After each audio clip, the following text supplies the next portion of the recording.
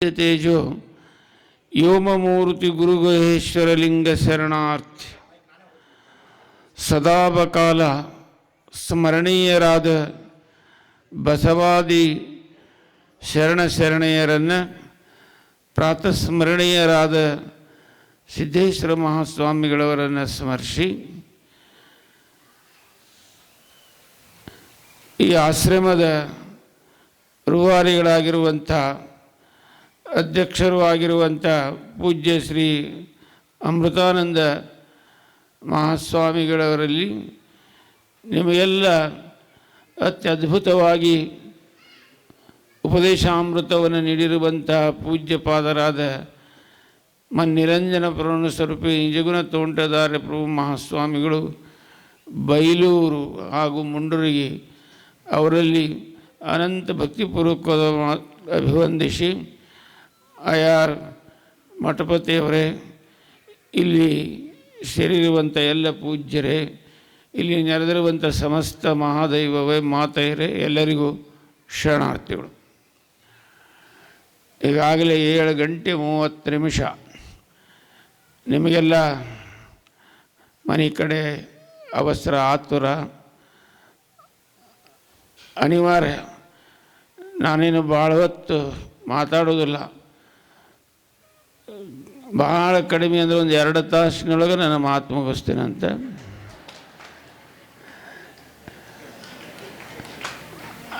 ಹಂಗೇನು ಮಾಡೋಕ್ಕೆ ಹೋಗೋದಿಲ್ಲ. 2 ಮಾತು ಹೇಳಿ ನಾನು ಮಾತು ಮುಗಿಸ್ತೀನಿ. ನಿಮಗೆ ಗೊತ್ತಾಗಿದೆ. ಇಲ್ಲಿವರೆಗೆ ಕೃಷಿಯ ಅದ್ಭುತವಾಗಿರುವಂಥ ವಿಚಾರಗಳನ್ನೆಲ್ಲ ಕೇಳಿದ್ರಿ. ಅದರ ಮೇಲೆ ಆಯಾರ ಮಠಪತಿಯವರು ಕೂಡ ಅದೇ ಜಾಡಿನ ಬಳಬಿಡೋದು 4 ಮಾತುಗಳನ್ನು ಚೆನ್ನಾಗಿ ಹೇಳಿದರು. ಪೂಜ್ಯ ನಿಜಗುಣ ಪ್ರಭು ತೋಂಟದಾರ್ಯ ಮಹಾಸ್ವಾಮಿಗಳು ಇವತ್ತಿನ ಬದುಕು ಬರಹ, ಇವತ್ತಿನ ಯುವಕರು, ಇವತ್ತಿನ ಮಹಿಳೆಯರು ಏನಾಗಬೇಕು, ಏನು ತಿದ್ದುಕೋಬೇಕು, ಅನಂತ ವಿಚಾರಗಳನ್ನು ಅದ್ಭುತವಾಗಿ ಸ್ಫುಟತ್ವದಿಂದ ಹೇಳಿದ್ದಾರೆ. ಇದರ ಮೇಲೆ ಸುಮ್ಮನೆ 2 ಮಾತು. ಕೃಷಿಯಲ್ಲಿ 2 ಭಾಗ, ಒಂದು ಅಂತರಂಗದ ಕೃಷಿ, ಇನ್ನೊಂದು ಬಹಿರಂಗದ ಕೃಷಿ. ಅಂತರಂಗದ ಕೃಷಿ ಮೋಕ್ಷಕ್ಕೆ ಗುರಿ ಮಾಡ್ತದೆ. ಬಹಿರಂಗದ ಕೃಷಿ ಇವತ್ತು ನಮ್ಮನ್ನು ಸಾಕಿ ಸಲುತ್ತಾ ಇದೆ. ಇವತ್ತು 2 ಬೇಕು.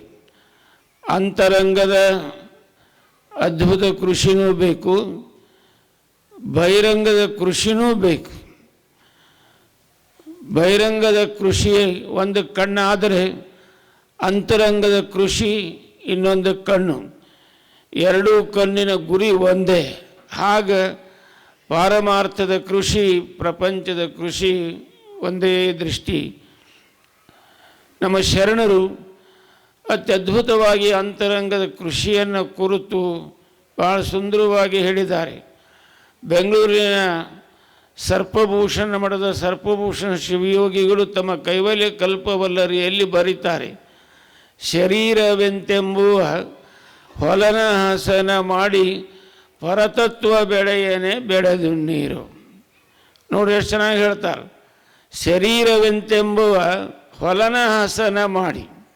ಶರೀರ ಅನ್ನೋದೇ ಒಂದು ಸುಂದರವಾಗಿರುವಂಥ ಭೂಮಿ. ಇದರೊಳಗೆ ಕಾಮ, ಕ್ರೋಧ, ಲೋಭ ಇತ್ಯಾದಿ ಎಲ್ಲ ಅವಗುಣಗಳು ಕರಿಕೆ ಹಂಗೆ ಬೆಳ್ಕೊಂಡವು. ಅವನ್ನೆಲ್ಲ ತೆಗಿಬೇಕು ಅಂತಾರೆ. ಇದು ಅಂತರಂಗದ ಕೃಷಿ.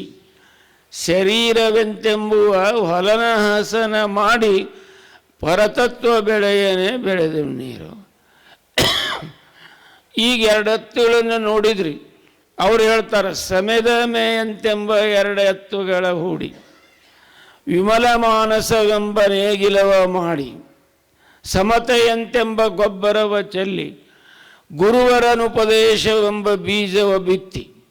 ನೋಡ್ರಿ, ಇಂಥ ಅದ್ಭುತವಾಗಿರುವಂಥ ಅಂತರಂಗದ ಕೃಷಿ ಇವತ್ತು ಬಹಿರಂಗದ ಕೃಷಿಯ ಜೊತೆಗೆ ನಡಿಬೇಕು ಅಂತ ಅನ್ನೋದೇ ಶರಣ ಸಿದ್ಧಾಂತದ ಅತ್ಯಂತ ಶ್ರೇಷ್ಠ ಗುರಿ. 12ನೇ ಶತಮಾನದಲ್ಲಿ ಆಗಿ ಹೋಗಿರುವಂಥ ಅಪ್ಪಟ ಶರಣ ಗೊಗ್ಗಯ್ಯ ಅಂತ ಹೇಳಿ. ಗೊಗ್ಗಯ್ಯ ಸುಂದರವಾಗಿರುವಂಥ ತೋಟವನ್ನು ಮಾಡಿರ್ತಾನೆ, ಬಹಿರಂಗದ ತೋಟವನ್ನು. ಈಗ ತಾನೇ ಹೇಳಿದ್ರಲ್ಲ, 2-3 ಜನ ಇವತ್ತು ಸಾವಯವ ಕೃಷಿಯ ಬಗ್ಗೆ ಅದ್ಭುತವಾಗಿ ಮಾತಾಡಿದ್ರು. ಹಾಗೆ ಗೊಗ್ಗಯ್ಯ ಅನ್ನುವ ಒಬ್ಬ ರೈತ ಸಾವಯವ ಕೃಷಿಯನ್ನು ಅವತ್ತಿನ ದಿನಮಾನದಲ್ಲಿ ಅದ್ಭುತವಾಗಿ ಮಾಡಿ ಪೈರನ್ನು ತೆಗೆದು ಬೆಳೆಯನ್ನು ತೆಗೆದು ಬಾವಿಯನ್ನು ತೋಡಿ ಏನೆಲ್ಲವನ್ನು ಮಾಡಿದ್ದ. ಅದನ್ನು ತೋರಿಸಲಿಕ್ಕೆ ಪ್ರಭುದೇವರನ್ನು ಕರ್ಕೊಂಡು ಹೋಗ್ತಾನೆ ತೋಟಕ್ಕೆ.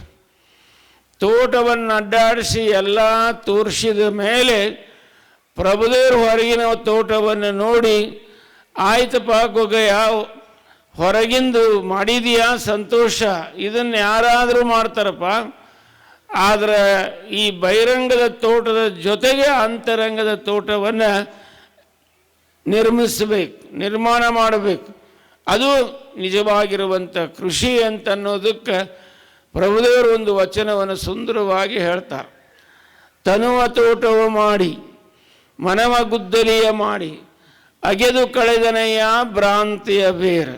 ನೋಡ್ರಿ, ಹೊರಗಿನಂಗ ಒಳಗೆ ಹೇಳ್ತಾರೆ. ಹೊರಗೆ ನಾವೇನು ಭೂಮಿ ಉತ್ತೀವಿ, ಬಿತ್ತೀವಿ, ಕಳೆ ತೆಗಿತೀವಿ, ಎಲ್ಲವನ್ನ ಹೇಳ್ದಂಗೆ ಒಳಗೆ ಹೇಳ್ತಾರೆ ಅವರು. ಶರೀರವೆಂತೆಂಬುವ ಹೊಲನಾಸನ ಮಾಡಿ ಅಂದಂಗೆ ಇಲ್ಲಿ ಪ್ರಭುದೇವರು ಹೇಳ್ತಾರೆ. ಅದ್ಭುತವಾಗಿರುವಂಥ ವಚನ. ತನುವ ತೋಟವ ಮಾಡಿ ಮನವ ಗುದ್ದಲಿಯ ಮಾಡಿ ಅಗೆದು ಕಳೆದನೆಯ ಭ್ರಾಂತಿಯ ಬೇರ ಒಡೆದು ಸಂಸಾರವ ಹೆಂಟೆ ಬಗೆದು ಬಿತ್ತಿದನೆಯ ಬ್ರಹ್ಮ ಬೀಜವ ಅಖಂಡ ಮಂಡಲವೆಂಬ ಭಾವಿ ಪವನವೇ ರಾಟಾಳ ಸುಷುಮ್ನ ನಾಡಿಯಿಂದ ಉದಕವ ತಿದ್ದಿ ಬಸವಗಳ ಇವರು ಹಸಗೆಡಸಿಯರೆಂದು ಸಮತೆ ಸೈರಣೆ ಎಂಬ ಬೇಲಿಯ ನಿಕ್ಕಿ ಆವಾಗಲೂ ಆ ತೋಟದಲ್ಲಿ ಜಾಗೃತವಿದ್ದು ಸಸಿಯ ಸಲಿದನು ಕಾನ ಗುಹೇಶ್ವರ. ಅತ್ಯಾಧುನಿಕವಾಗಿರುವಂಥ ಹೊರಗಿನ ತೋಟದ ಜೊತೆಗೆ ಅತ್ಯಾಧುನಿಕವಾಗಿರುವಂಥ ಒಳಗಿನ ಅಂತರಂಗದ ತೋಟದ ನಿರ್ಮಾಣವನ್ನು ಪ್ರಭುದೇವರು ಎಷ್ಟು ಅನುಭವಿಗಳು ಅನ್ನೋದನ್ನು ಈ ವಚನದ ಮೇಲೆ ನಾವು ತಿಳ್ಕೋಬೇಕು. ಅದಕ್ಕಾಗಿ ಇವತ್ತು ಪ್ರತಿಯೊಬ್ಬರೂ ಹೊರಗೆ ಒತ್ತು ಕೊಡಬೇಡ್ರಿ, ಹೊರಗಿನ ಜೊತೆಗೆ ಒಳಗಿನ ಕೃಷಿಗೆ ನೀವೆಲ್ಲ ಒತ್ತು ಕೊಡ್ರಿ ಅಂತ ಹೇಳುವುದರ ಜೊತೆಗೆ ಇಂಥ ಸುಂದರವಾಗಿರುವಂಥ ಆಶ್ರಮದಲ್ಲಿ ನೋಡ್ರಿ, ಸುತ್ತಮುತ್ತ ಯಾವುದೇನೂ ಜಂಜಾಟ ಇಲ್ಲ. ಕೇವಲ ಆಶ್ರಮ ಒಂದೇ, ಗುರುದೇವಾಶ್ರಮ ಒಂದೇ. ಇಂಥ ಆಶ್ರಮ ಪೂಜ್ಯ ಸಿದ್ದೇಶ್ವರ ಮಹಾಸ್ವಾಮಿಗಳವರು ಇದ್ದಾಗಲೇ ನಿರ್ಮಾಣ ಆಗಲಿ ಪ್ರಾರಂಭ ಆಗಿತ್ತು. ಅವರು ಕೆಲ ಕಾಲ ಇಲ್ಲಿ ಇದ್ದು ಅನುಷ್ಠಾನವನ್ನು ಮಾಡಿ ಪ್ರವಚನವನ್ನು ಗೈದಿರುವಂಥ ಪವಿತ್ರ ಸ್ಥಾನ ಇದು. ಮೈಲಾರ ಬಸವಲಿಂಗ ಶರಣರು ಹೇಳ್ತಾರೆ, ಹಲವು ಮಾತೇನು ನೀನು ಅಲಿದು ಪಾದವನಿಟ್ಟ ನೆಲವೇ ಸುಕ್ಷೇತ್ರ. ಎಂಥ ಮಾತು! ನೆಲವೇ ಸುಕ್ಷೇತ್ರ, ಜಲವೇ ಪಾವನ ತೀರ್ಥ, ಸುಲಭ ಶ್ರೀ ಗುರುವೇ ಕೃಪೆಯಾಗು. ಪೂಜ್ಯ ಸಿದ್ದೇಶ್ವರ ಮಹಾಸ್ವಾಮಿಗಳು ಬಂದು ಇಲ್ಲಿ ನೆಲೆಸಿ ಪಾದ ಸ್ಪರ್ಶ ಮಾಡೋದಕ್ಕಿಂತ ಮೊದಲ ಇದೊಂದು ಹಾಳು ಬೆಟ್ಟ ಇತ್ತು. ಅವರು ಬಂದು ಇಲ್ಲಿ ಪಾದ ಸ್ಪರ್ಶವನ್ನು ಯಾವಾಗ ಮಾಡಿದರೂ ಇದೊಂದು ಪವಿತ್ರವಾಗಿರುವಂಥ ಕ್ಷೇತ್ರ ಆಯಿತು, ಪವಿತ್ರವಾಗಿರುವಂಥ ಗುರುಕುಲ ಆಯಿತು, ಆಶ್ರಮ ಆಯಿತು, ಏನೆಲ್ಲ ಆಯಿತು. ಇಲ್ಲಿಯ ಜಲ ಅದ್ಭುತವಾದ ತೀರ್ಥ. ಇಂಥ ಆಶ್ರಮದ ರೂವಾಗಳು ಪೂಜ್ಯ ಸಿದ್ದೇಶ್ವರ ಮಹಾಸ್ವಾಮಿಗಳು. ಸಿದ್ದೇಶ್ವರ ಮಹಾಸ್ವಾಮಿಗಳು ಅಂಥವರು ಪೂಜ್ಯ ನಿಜಗುಣಾನಂದ ಮಹಾಸ್ವಾಮಿಗಳಿಗೆ ತಾನೇ ಹೇಳಿದ್ದಾರೆ. ಸುಮ್ಮೊಂದು ಸಂದರ್ಭ ಹೇಳಿ ನನ್ನ ಮಾತು ಮುಗಿಸ್ತೀನಿ. ಅಥಣಿಯೊಳಗೆ ಮುರುಗೇಂದ್ರ ಶಿವಯೋಗಿಗಳಂತ ಆಗಿ ಹೋದರು. ಇಲ್ಲೇ ವಿಜಯಪುರದಿಂದ 70 ಕಿಲೋಮೀಟರ್ ಅಥಣಿ. ಅಲ್ಲಿ ಗಚ್ಚಿನ ಮಠ. ಅಲ್ಲಿ ಮುರುಗೇಂದ್ರ ಮಹಾಶಿವಿಗಳು ಒಂದು ಕಾಲದ ದೊಡ್ಡ ತಪಸ್ವಿಗಳು, ಪರಾವತಾರಿನ ಅವತಾರವೇ ಅವರದು. ಅವರ ಕಾಲದಲ್ಲಿ ಒಬ್ಬ ಶ್ರೀಮಂತ ಭಕ್ತ ಬಂಗಾರದ ನಾಣ್ಯಗಳನ್ನು ತಗೊಂಡು ಬಂದು ಅವರು ವಾಸಿಸುವಂಥ ಕುಟೀರದ ಹೊಸ್ತಲಕ್ಕೆ ಮ್ಯಾಲೆ ಮಳೆ ಇಟ್ಟು ಸುತ್ತಿ ತಗೊಂಡು ಬಡದ ಇಡೀ ಆ ಕುಟೀರದ ಹೊಸ್ತಲ ಸುವರ್ಣಮಯವಾಯಿತು, ಬಂಗಾರಮಯವಾಯಿತು.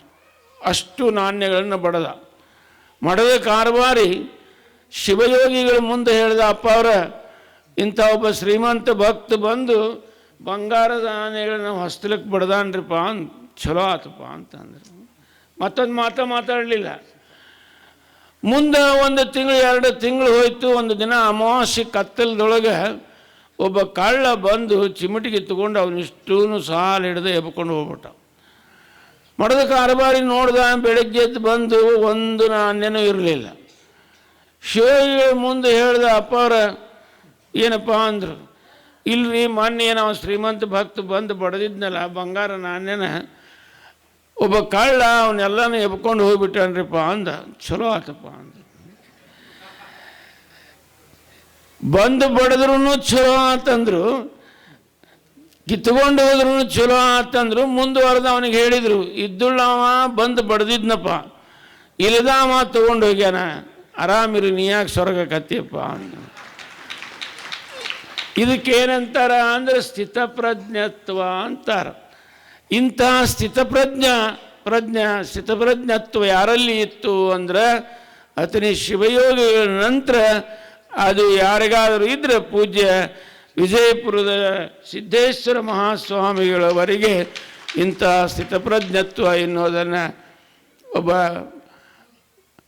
ರುಬಿಯಾ ಅಂತ ಒಬ್ಬ ಇಸ್ಲಾಂ ಧರ್ಮದ ಮಹಿಳೆ ಆಗೋದು. ರಬಿಯಾ ಆ ಮಹಿಳೆ ಆಧ್ಯಾತ್ಮ ಜೀವಿ. ಅವಳು ಇದ್ದಾಗ ಒಬ್ಬ ಯಾವನೋ ಬಂದು ಸಾಕಷ್ಟು ಬೈದ. ಆಕೆ ಏನು ಒಂದು ಚಕಾರ ಶಬ್ದ ಎತ್ತಲಿಲ್ಲ. ಇದನ್ನು ಆಕೆ ಗುರು ನೋಡ್ದ. ಮತ್ತೊಂದು ಸಲ ಒಬ್ಬ ಬಂದು ಆಕೆನ ಬಾಯಿ ತುಂಬ ಕೊಂಡಾಡ್ದ. ಇದನ್ನು ಆಕೆ ಗುರು ನೋಡ್ದ. ಗುರು ಬಂದು ರಬಿಯಾನ ಹತ್ರ ಕೇಳ್ತಾನ, ಏನಮ್ಮ ಆಗಲೇ ಬಂದು ಅವ ನೀನು ಚೆನ್ನಾಗಿ ಬೈದ ಅಂತಂದ, ನನಗೇನು ಕೇಳಿಸ್ಲಿಲ್ಲ ಬಿಡ್ರಿ ಅಂದ. ಮತ್ತೊಂದು ಸಲ ಬಂದು ಬಾಯಿ ತುಂಬ ನೀನು ಹೊಗಳದ, ಅದು ನನಗೆ ಕಿವಿ ಕೇಳಿ ಬಿಡ್ರಿ ಅಂತಂದು. ಇದಕ್ಕೇನಂತಾರೆ ಅಂದರೆ ಸ್ಥಿತಪ್ರಜ್ಞತ್ವ ಅಂತ. ಬಾಲಿಲಮ ಅಂತ ಶಿವಯೋಗ ಹೇಳ್ತಾರೆ, ಬಂಗಾರ ಕಬ್ಬಿನವ ಹಿರಿಕಿರಿದು ಸಮಗಂಡ. ಬಂಗಾರ ಮತ್ತು ಕಬ್ಬಿಣ ಎರಡನ್ನೂ ಸಮನಾಗಿ ಕಾಣತಕ್ಕಂಥ ವ್ಯಕ್ತಿ. ಸುಖ ದುಃಖ ಸಮಾಹ, ಶತ್ರುಬಂಧು ವರ್ಗ ಸಮಸ್ತತಃ, ಸಮಲೋಷ್ಣ ಸುವರ್ಣೋ ಈ ಜೀವೇ ಅಪಿ ಮರಣೆ ಸಮ. ಸುಖ ದುಃಖ ಎರಡನ್ನೂ ಸಮನಾಗಿ, ಬಂಗಾರ ಕಬ್ಬಿಣ ಎರಡನ್ನೂ ಸಮನಾಗಿ, ಬಂಧು ಮತ್ತು ವೈರಿಯನ್ನು ಸಮನಾಗಿ ಇದ್ದರೂ ಅಷ್ಟೇ ಹೋದರೂ ಅಷ್ಟೇ. ಇಂಥ ವ್ಯಕ್ತಿಗಳಲ್ಲಿ ಏನಂತಾರೆ ಅಂದರೆ ಸ್ಥಿತಪ್ರಜ್ಞರು ಅಂದರೆ ಅರ್ಥಾತ್ ಷಟ್ಸ್ಥಳಗಳಲ್ಲಿ ಶರಣಸ್ಥಳಕ್ಕೆ ಬಂದು ನಿಂತಿಂಥ ಮಹನೀಯರು ವ್ಯಕ್ತಿಗಳು ಅಂತ ಹೇಳ್ತಾರೆ.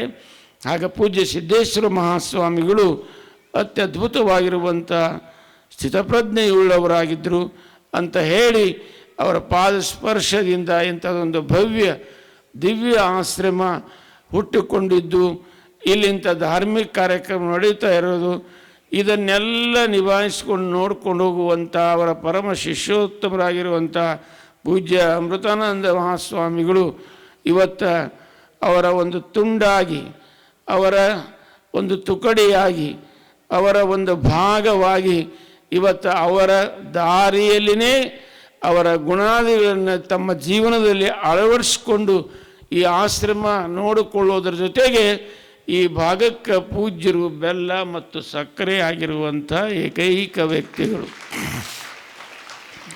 ಶೂನ್ಯ ಸಿಂಹಾಸನದ ಮೊದಲನೇ ಪೀಠಾಧಿಪತಿಯಾಗಿರುವಂಥ ಅಲ್ಲಮ ಪ್ರಭು ಸುಂದರವಾದ ವಚನವನ್ನು ಹೇಳ್ತಾನೆ. ಬೆಲ್ಲದ ಪುತ್ಥಳಿ ಎಲ್ಲಿ ಚುಂಬಿಸಿದರೂ ಇನಿದವುದು. ಒಳ್ಳೆಯ ಬೇವಿನ ಹಣ್ಣ ಮೆಲ್ಲನೆ ಚುಂಬಿಸಿದರೆ ಇನಿದವುದೇ. ಗುಹೇಶ್ವರ ನಿಮ್ಮ ಶರಣರು ಬೆಲ್ಲದ ಪುತ್ಥಳಿ ಎಂತಿಪ್ಪರಯ್ಯ. ಆಗ ಪೂಜ್ಯ ಅಮೃತಾನಂದ ಮಹಾಸ್ವಾಮಿಗಳು ಒಂದು ಬೆಲ್ಲದ ಗೊಂಬಿದ್ದಂಗೆ, ಸಕ್ಕರೆಯ ಗೊಂಬಿದ್ದಂಗೆ, ಎಲ್ಲಿ ಕಡಿದ್ರೂ ಮಧುರಾಪಿ ಮಧುರವೇ ಅಂತ ಅದ್ಭುತ ಸ್ವಾಮಿಗಳು ಇವತ್ತು ಇಲ್ಲಿದ್ದುಕೊಂಡು ಈ ಭಾಗದಲ್ಲಿ ದೊಡ್ಡ ಬೆಳದಿಂಗಳಂಥ ಅಧ್ಯಾತ್ಮದ ಬೆಳಕನ್ನು ಚೆಲ್ಲಿ ಎಲ್ಲರಿಗೂ ನಡೆದಾಡುವ ದೇವರಾಗಿದ್ದು ನಮಗೂ ಕೂಡ ಭಾಳಷ್ಟು ಸಂತೋಷ ಆಗಿ ಅಂತ ಹೇಳಿ, ಅಂಥ ಪೂಜ್ಯರು ಭಾಳಷ್ಟು ದೂರ ಧಾರವಾಡ ಸುಮಾರು 300 ಕಿಲೋಮೀಟರ್ ಅಲ್ಲಿಂದ ಇಲ್ಲಿಗೆ ಬರಲಿಕ್ಕೆ ಅಪ್ಪಣೆ ನಿಜಗುಣಾನಂದ ಮಹಾಸ್ವಾಮಿಗಳಿಗೆ ನನಗೆ ಅಪ್ಪಣೆ ಮಾಡಿ ಕರೆಸಿ ಸಾನ್ನಿಧ್ಯ ಸ್ಥಾನವನ್ನು ಕೊಟ್ಟು 2 ಮಾತು ಹೇಳಿಕ್ಕೆ ಅವಕಾಶ ಕೊಟ್ಟಿದ್ದಕ್ಕೆ ಅವರಿಗೆ ಅನಂತ ಕೃತಜ್ಞತಾ ಪ್ರಣಾಮಗಳನ್ನು ಹೇಳಿ ಎಲ್ಲರಿಗೂ ಶುಭ ಕೋರಿ ನಾನು 2 ಮಾತು ಮುಗಿಸ್ತೀನಿ. ನಮಸ್ಕಾರ.